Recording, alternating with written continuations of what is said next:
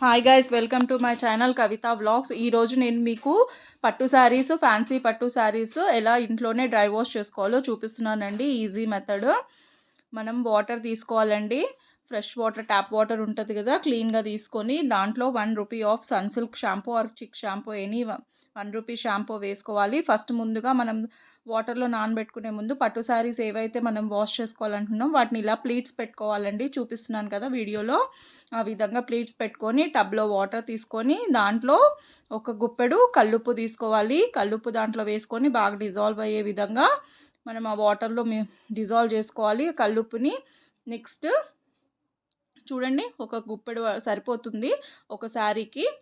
అలా మనం ఎన్ని శారీస్కైనా ఇలా ఈ మెథడ్ యూస్ చేసుకోవచ్చు. నెక్స్ట్ సన్సిల్క్ షాంపూ తీసుకున్నానండి నేను, 1 రూపీది. అది మిక్స్ చేసుకోవాలి.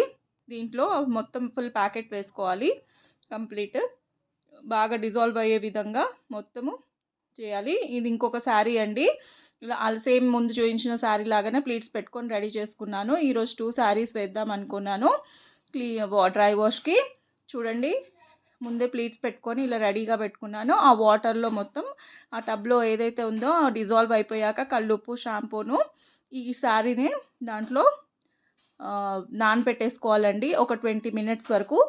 అలానే చూడండి, వాటర్ మొత్తంలో సాల్ట్ అనేది డిజాల్వ్ అయిపోయింది.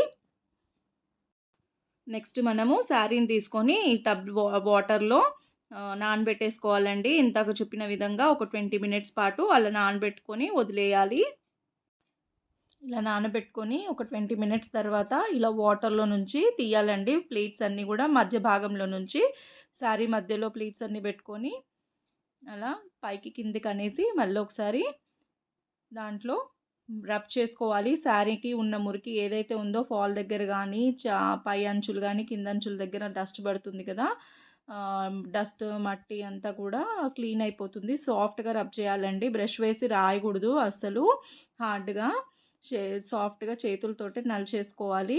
పళ్ళు కూడా ఏదైనా కానీ మధ్యలో టబ్లోనే పెట్టి నలచాలండి. కిందేసి రుద్దొద్దు.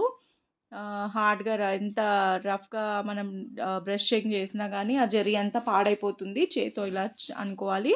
మొత్తం మురికంతా కూడా మొత్తం శారీ అంతా కూడా అలానే తీసుకోవాలన్నమాట.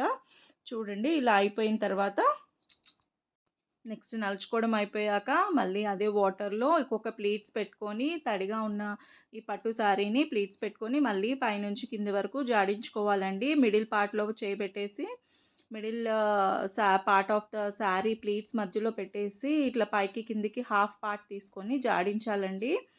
అలా పైకి కిందికి జాడించడం వల్ల దానికి ఉన్న మురికి కానీ ఆ ముడతలు కానీ లేకుండా ఉంటుంది. దాన్ని స్క్వీజ్ చేయకూడదు. శారీని స్క్వీజ్ చేయడం వల్ల ఏమవుతుందంటే ముడతలు బాగా వచ్చేస్తాయి. అలా కాకుండా జస్ట్ ఆ వాటర్ తోటే అలా ఆనించుకోవాలి. ఒక దండానికి కానీ అట్లా వాల్ మీద వేసాను నేను. ఆ వాటర్ అంతా కింద పడిపోతుంది. నెక్స్ట్ ఫ్రెష్ వాటర్ తీసుకొని మళ్ళీ ఇంకొకసారి టబ్లో కంఫర్ట్ వేసుకున్నానండి. నేను 1 ప్యాకెట్ ఆఫ్ కంఫర్ట్ వేసుకున్నాను. మనకి బాటిల్స్ 1 లీటర్లో కూడా దొరుకుతుంది. 1 కప్ అయితే ఎనఫ్ 1 శారీకి. నాకు చిన్న ప్యాకెట్స్ దొరికాయి కాబట్టి కంఫర్ట్ నేను ఒక 1 ప్యాకెట్ వేసాను. దాంట్లో ఇలానే సేమ్ ప్లేట్స్ పెట్టుకొని మళ్ళీ దాన్ని హాఫ్కి చేసేసి నానబెట్టుకోవాలి ఒక 10 మినిట్స్ తర్వాత దాన్ని తీసుకెళ్ళి మొత్తం స్క్వీజ్ చేయకుండా డ్రై అయిపోయినాక వాటర్ ఇంకినాక పైకి తీసుకెళ్ళి ఇలా ఆరేస్తున్నానో చూడండి. ఒకదాని మీద కంప్లీట్గా పైన ఆరేయకూడదండి. మొత్తం కొంగు అది కలర్ అంటుతుంది. ప్లెయిన్గా స్ట్రైట్గా ఆరేసుకోవాలి. హాఫ్కి చేసి చూడండి, దండం మీద ఎలా ఆరేస్తున్నానో ఆ విధంగా ఆరేసుకుంటే మీకు తీసి మడత పెట్టేసుకోవచ్చు. నెక్స్ట్ కొంచెం లైట్ ఐరన్ పైనుంచి చేసుకొని మనం ఏ ఫంక్షన్కైనా అటెండ్ అయిపోవచ్చు ఈజీగా.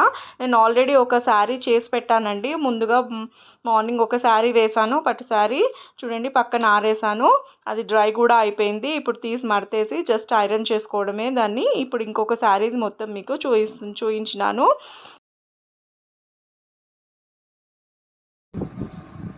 చూడండి, శారీ పైన ఆరేసిన తర్వాత ఎండలో కాస్త పట్టు శారీ బాగా డ్రై అయిపోయినాక మురికంతా పోయింది, నీట్గా అయింది కొత్త దాంట్లో. దీన్ని కొంచెం ఐరన్ చేసుకుంటే సరిపోయింది. Thank you guys for watching my channel. Like, share and subscribe.